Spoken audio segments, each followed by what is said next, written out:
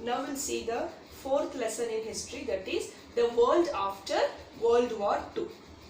That means the condition of the world or the revolution or changes of the world after the World War II. So in the introduction part it has given the European power, that is the Europe was having a dominion power during the World War I and also during the World War II, and after the World War II the power of the Europe started declining, and here the communist revolution started in Russia, and the greatest power we can say during that time was US and USSR, that was United States and also Soviet Russia, and there was a Cold War between Korea, Cuba, Vietnam and also West Asia.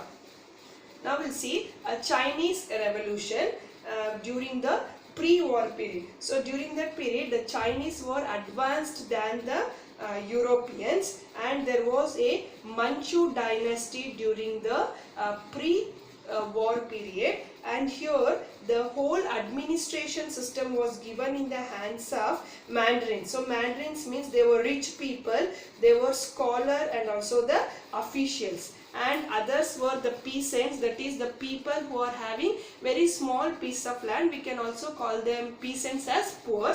So the peasants were not happy with the administration system which was led by the rich people, that is the Mandarin people.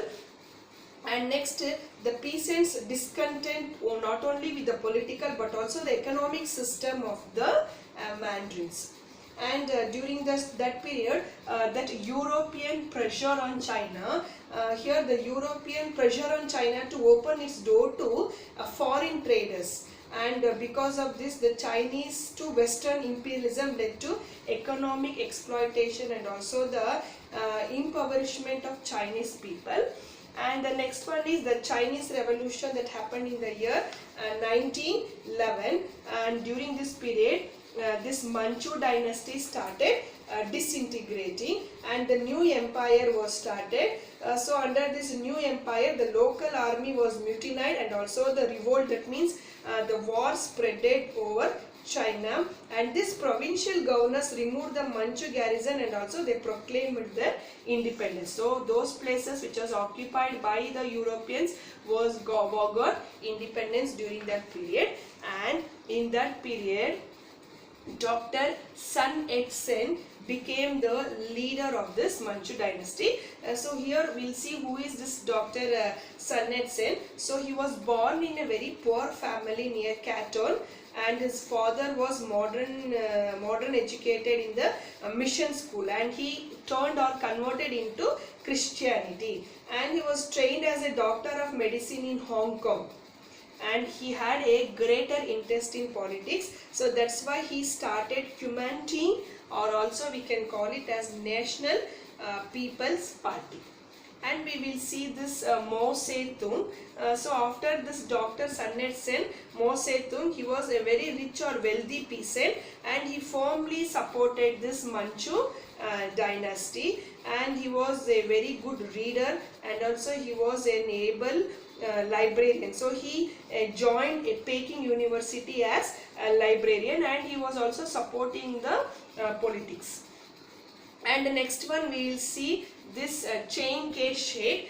So after this Mao Zedong, Chiang Kai-shek became the leader of this Kuomintang dynasty. So here the while Communist Party was under Mao Zedong, and it was also under the control of Zhou Enlai. And during that period Chiang Kai removed all the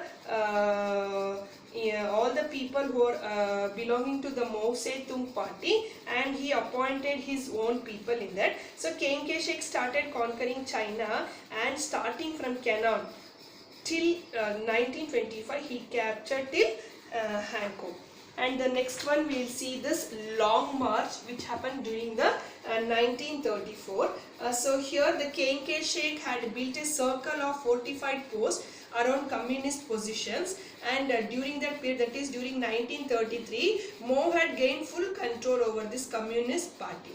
And during 1934 this communist army with 1 lakh soldiers, they started march a long march. So this march was called as, we can call it as a legend, that is a famous protest march, and Kumanto by local warlords. They started 1 lakh people, and when they reached Chennai, only 20,000 reached there, and they walked around 6,000 miles.